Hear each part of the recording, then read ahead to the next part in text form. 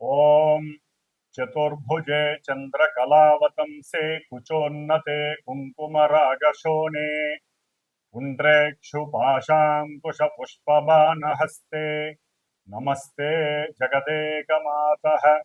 శ్రీ మహాకాళీ శ్రీ మహాలక్ష్మీ శ్రీ మహాసరస్వతీ దేవ్యై నమో నమః. శ్రీ దుర్గా చండీ పరదేవతాయై నమో నమః. వీక్షిస్తున్నటువంటి దేవీ భక్తులందరికీ కూడా శ్రీదేవి శరన్నవరాత్రి మహోత్సవ శుభాకాంక్షలు. అట్లాగే విజయదశమి, దుర్గాష్టమి, మహర్నవమి, విజయదశమి శుభాకాంక్షలు అందచేస్తూ మా ఆశీర్వచనం. మనకి అక్టోబర్ 1 నుంచి అక్టోబర్ 31వ తేదీ వరకు కూడా మన యొక్క భచక్రంలో అంటే అంతరిక్షంలో 12 రాశి చక్రాలలో గ్రహాలు మారుతూ ఉంటాయి. అందులో ముఖ్యంగా ఈ అక్టోబర్ మాసంలో సూర్యుడు అక్టోబర్ 17వ తేదీన కన్యారాశిలోకి నీచ స్థితి కలిగినటువంటి శత్రుక్షేత్రమైనటువంటి తులారాశిలోకి ప్రవేశిస్తున్నారు. అక్టోబరు 3వ తేదీన బుధుడు కన్యారాశిలోంచి తులారాశిలోకి ప్రవేశిస్తున్నాడు. శుక్రుడు అక్టోబర్ 9వ తేదీన నీచస్థిత రాశి అయినటువంటి మిత్రక్షేత్రమైనటువంటి కన్యారాశిలోకి ఆగమనం చెందుతున్నాడు. గురు మహానుభావుడు అక్టోబరు 17వ తేదీన తన యొక్క ఉచ్చక్షేత్రమైనటువంటి మిత్రక్షేత్రమైనటువంటి కర్కాటక రాశిలోకి తన యొక్క స్వంత నక్షత్రంలో ఉండి ప్రవేశిస్తూ చాలా చాలా మంచి శుభాల్ని అందజేస్తున్నాడు. శని మహానుభావుడు అక్టోబర్ 5వ తేదీన మీనరాశిలో వక్రించి ఉండి నక్షత్ర మార్పు అంటే పూర్వాభాద్ర నక్షత్రంలోకి ప్రవేశిస్తున్నాడు, అంటే శుభ నక్షత్రంలోకి ప్రవేశిస్తున్నాడు. కాబట్టి శని కూడా గురుడిచ్చే ఫలితాల్ని సంపూర్ణంగా చాలా మందికి ఇవ్వబోతున్నాడు. రాహువు కుంభరాశిలో ఉన్నాడు, కేతువు సింహరాశిలో ఉన్నాడు. కాబట్టి ఈ యొక్క గ్రహాలన్నీ కూడా 12 రాశుల వారికి ఏ విధమైనటువంటి విశేష శుభ ఫలితాలని కలుగజేస్తున్నాయి, ఏ ఏ సందర్భాలలో ఇబ్బందులు కలుగజేస్తాయో మనం తెలుసుకుంటూ, ముఖ్యంగా ఈ అక్టోబర్ మాసంలో మనకి అక్టోబర్ 2వ తేదీన విజయదశమితో ప్రారంభమవుతుంది. కాబట్టి చాలా శుభ పరిణామము. అమ్మవారి యొక్క ఆశీస్సులు అందరికీ చక్కగా ప్రసాదిస్తుంది ఆవిడే. ఎవరు ఏ విధమైనటువంటి కోరికలు కలుగుతాయో ఆ కోరికలన్నీ ఫలిస్తాయి అని చెప్పుకోవాలి. ముఖ్యంగా అక్టోబర్ మాసంలో మనకి కార్తీక మాసం ప్రారంభమవుతుంది. అట్లాగే ఈ యొక్క అక్టోబర్ మాసంలోనే మాస శివరాత్రి, సంకష్టహర చతుర్థి, అక్టోబర్ 29వ తేదీన కార్త్యవీర్యార్జున జయంతి. ఇది చాలా చాలా విశేషత్వం అండి. కాబట్టి ఈ యొక్క కార్త్యవీర్యార్జునుడు ఆయన మహారాజు అయితే ఆయనకి పరమేశ్వరుడు యొక్క అనుగ్రహంతో చాలా విశేషమైనటువంటి మంత్రాన్ని, ఆయన యొక్క కార్త్యవీర్యార్జున మంత్రం అని చెప్పి చాలా విశేషత్వాన్ని కలిగి ఉంటుంది. కొంతమంది ఏదైనా వస్తువులు పోగొట్టుకున్నా, బంగారం దొంగిలించబడి ఉన్నా, లేకపోతే ఎవరైనా సరే మనుషులు తప్పిపోయినా, కొన్ని సంవత్సరాల వరకు తిరిగి రాకపోయినా, ఇట్లా ఏదైతే తప్పిపోయినాయో అవి మళ్ళీ తిరిగి, ఇప్పుడు సపోజు ఇళ్లల్లో మనకి ఏదన్నా దొరకలేదనుకోండి, టెన్షన్ పడకుండా, ఆందోళన చెందకుండా ఓం కార్త్యవీర్యార్జునాయ నమః అనేటటువంటి ఈ చిన్న మంత్రాన్ని, ఆయన మంత్రాన్ని కనుక తలుచుకున్నట్లయితే వెంటనే మనకి కాస్త దరిదాపుల్లో ఉన్నటువంటి వస్తువు మన కళ్ళకి ప్రత్యక్షం అవుతుంది. ఎందుకంటే ఆయన సహస్ర బాహువులు కలిగినటువంటి శరీరాన్ని పరమేశ్వరుడు వరంగా ఇచ్చాడు. కాబట్టి ఈ యొక్క కార్త్యవీర్యార్జున జయంతి రోజున నా యొక్క చిన్న సంకల్పం అయితే కలిగింది.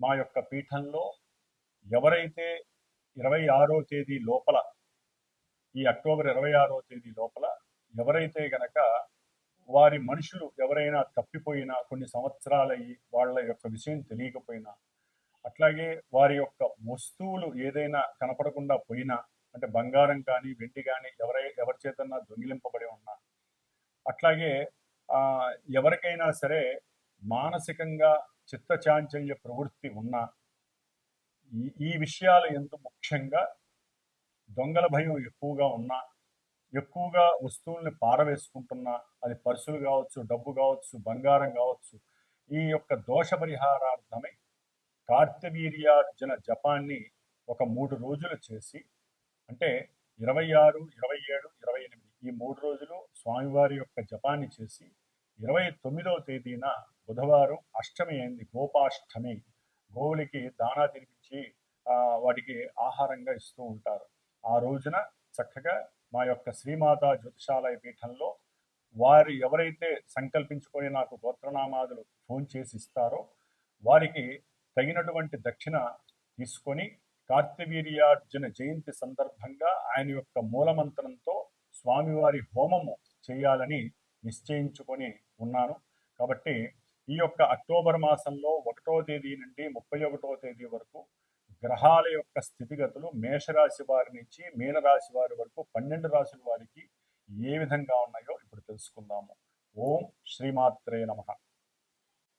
మేషరాశి వారికి అక్టోబర్ 1వ తేదీ నుండి 31వ తేదీ వరకు కూడా మనం ద్వాదశ రాశుల్లో గ్రహాల యొక్క స్థితిగతులను పరిశీలించినట్లయితే ముఖ్యంగా ఆరోగ్య ప్రదాయకుడు, వృత్తి ధర్మంలో ఉద్యోగాన్ని ప్రసాదించేటటువంటి సూర్య భగవానుడు అక్టోబర్ 17వ తేదీ వరకు 16వ తేదీ వరకు కూడా మరి కన్యారాశిలో ఆరో క్షేత్రంలో ఉండి మంచి ఉన్నతమైనటువంటి ఉద్యోగ అవకాశాలని, ఉద్యోగ స్థితిగతులని, శత్రువుల్ని, రోగాలని, రుణాలని అధిగమించేటటువంటి పరిస్థితుల్ని, రోగ నిరోధక శక్తిని ప్రసాదిస్తూ సంపూర్ణ ఆరోగ్యాన్ని ఇస్తున్నారు.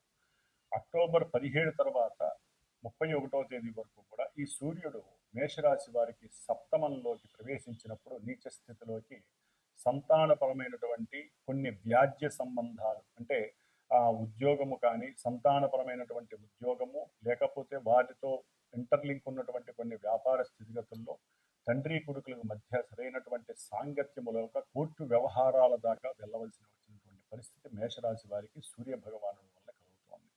ముఖ్యంగా ఉద్యోగ వ్యవస్థల్లో ఎన్నో అవస్థలు కలిగే అవకాశం ఉంటుంది. వ్యాపార వాణిజ్య భాగస్వామ్యాలు, ముఖ్యంగా లలిత కళలకి, చిత్రసీమలకి, రాజకీయ నాయకులకి, కొంత మేషరాశికి సంబంధించినటువంటి వారికి కొంత రవి వలన అక్టోబర్ 17 తర్వాత ఇబ్బందులు కలిగే అవకాశం ఉంటుంది. కాబట్టి సూర్యగ్రహ ఆరాధన చేసుకోండి, లేకపోతే జపాల్ని ఆచరించండి. అట్లాగే ఈ యొక్క మేషరాశి వారికి కుజుడు ఇప్పటి వరకు సప్తమంలో ఉంటారు. ఆయన ఈ అక్టోబర్ 27 తర్వాత తన యొక్క స్వక్షేత్రమైనటువంటి వృశ్చిక రాశిలోకి వచ్చినప్పుడు కొంత ఆకస్మికంగా వీరి యొక్క ఆరోగ్య విషయాలలో కొన్ని పెనుమార్పులు కలిగే అవకాశము, ఆకస్మికంగా కొన్ని ప్రమాదాలు, కొన్ని ఇబ్బందులు కలిగే అవకాశం ఉంటుంది. తస్మాత్ జాగ్రత్త. అట్లాగే బుధగ్రహము ఈ అక్టోబర్ 3వ తేదీ తర్వాత ఇప్పటి వరకు బుధుడు అనుకూలంగా ఉన్నప్పటికీ 3వ తేదీ నుండి అక్టోబరు 23వ తేదీ వరకు కూడా ఈ యొక్క బుధుడు మిత్రక్షేత్రంలో ఉన్నప్పటికీ, మిత్రుడైనటువంటి రవితో కలిసి ఉన్నప్పటికీ కూడా సప్తమ స్థానము, అంటే భార్య తరపు బంధువులు కావచ్చు, లేదా బంధువులతో కూడినటువంటి కొన్ని తగాదాలు కావచ్చు, వ్యాపార సంబంధిత క్రయ విక్రయాదులు ఎందు కొంత మోసపూరితమైనటువంటి పరిస్థితులు జరగటానికి అవకాశం ఉంటుంది. వ్యాపారంలో స్తబ్దత కలగటానికి అవకాశం ఉంటుంది. ముఖ్యంగా ఎవరైతే రచయితలు ఉంటారో, ఎవరైతే స్టెనోగ్రఫర్సు, ఫోటోగ్రఫర్సు, అట్లాగే పుస్తక క్రయ విక్రయదారులు, లేకపోతే జిరాక్స్కి సంబంధించినటువంటి వ్యాపారస్తులు, ఇట్లాంటి వాళ్ళు ఎవరైనా సరే గవర్నమెంట్తో ఇంటర్ రిలేషన్ ఉన్నటువంటి వారు, బ్రోకర్సు, ఏజెన్సీస్కి సంబంధించినటువంటి వారు, వర్తక వ్యాపారాదులకు సంబంధించిన విషయాలలో ఈ బుధగ్రహము కొంత నిర్వీర్యమైనటువంటి పరిస్థితుల్లో ఉంటుంది. కొన్ని కోర్టు వ్యవహారాలకు సంబంధించిన విషయాల్లో అటెండ్ అయ్యి మరి ఎన్నో వాదోపవాదాలు చేసుకునేటటువంటి పరిస్థితులు ఉంటాయి. కొంత చేదు అనుభవాలు కూడా కలగటానికి ఉంటాయి.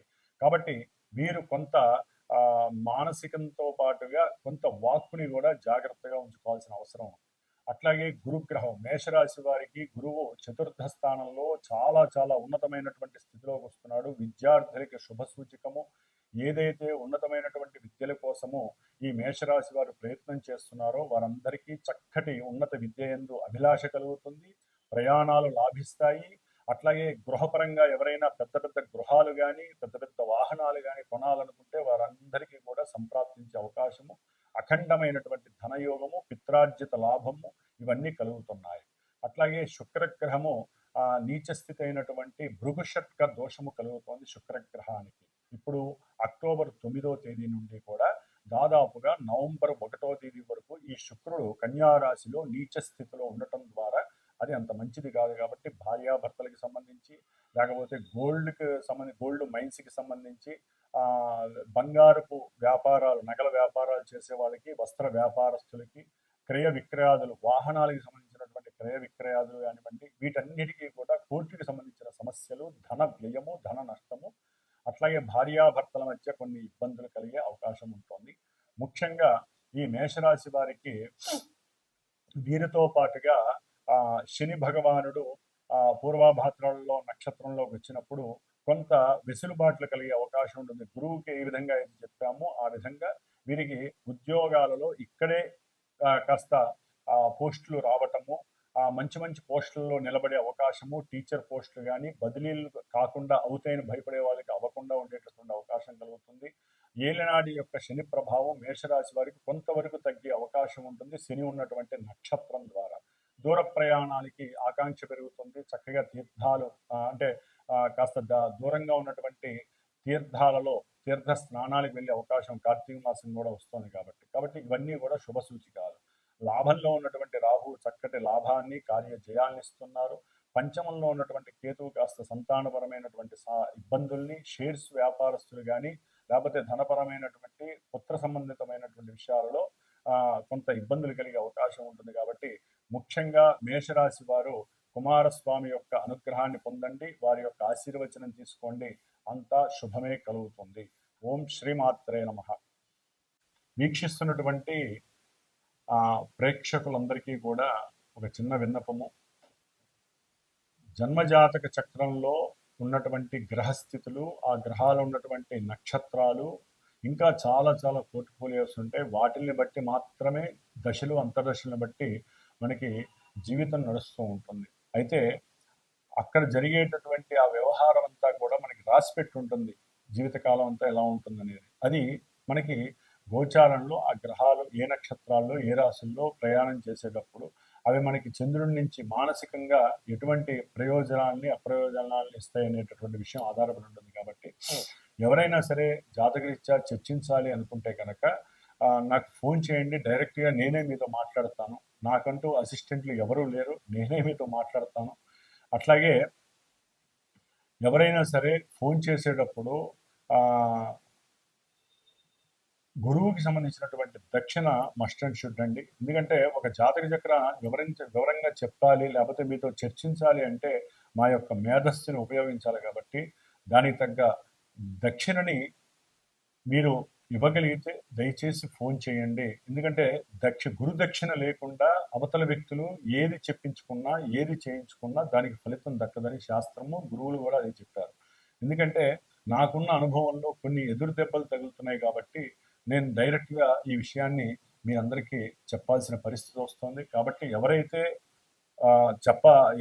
జాతకాన్ని తెలుసుకోవాలనుకుంటున్నారో వారు డైరెక్ట్గా ఒక సమయంలో మీరు ఫోన్ చేయండి, లేకపోతే ముందు మెసేజ్ చేయండి వాట్సాప్లో, నేను రిప్లై ఇస్తాను. దానికి తగ్గట్టుగా ముందు ఆ యొక్క అపాయింట్మెంట్ తీసుకొని ఆ అపాయింట్మెంట్లో మీరు గురుదక్షిణ వేసిన తర్వాత ఈ సమయంలో మీరు చక్కగా నేను ఒక సమయాన్ని నిర్దేశిస్తా, ఆ సమయంలో మీరు చక్కగా మాట్లాడచ్చు, మీ జాతక విశేషాలు తెలుసుకోవచ్చు. కొంతమందికి డేట్ ఆఫ్ బర్త్లు అవి ఉండవు. వాళ్ళు ప్రశ్న చక్రం ద్వారా, అంటే మీరు ఏదైనా అనుకోవాలంటే ముందు వాట్సాప్లో నాకు మెసేజ్ చేయండి. నేను ఒక టైం అనుకుంటా, ఆ టైంలో మీరు చేసినప్పుడు నేను అందుబాటులో ఉంటే ఆ సమయంలో ఏదైతే మనకి గ్రహచక్రం చూపిస్తూ ఉంటుందో గ్రహస్థితులు, దాని ద్వారా కూడా మనం చక్కగా చక్రాల్లో మీ అనుకున్న పనులు జరుగుతాయో లేదనే విషయాన్ని కూడా మనం చక్కగా చర్చించుకోవచ్చు. కాబట్టి ఈ విషయాన్ని అందరూ కూడా గమనించగలరని ఆశిస్తూ ఓం నమః శివాయ.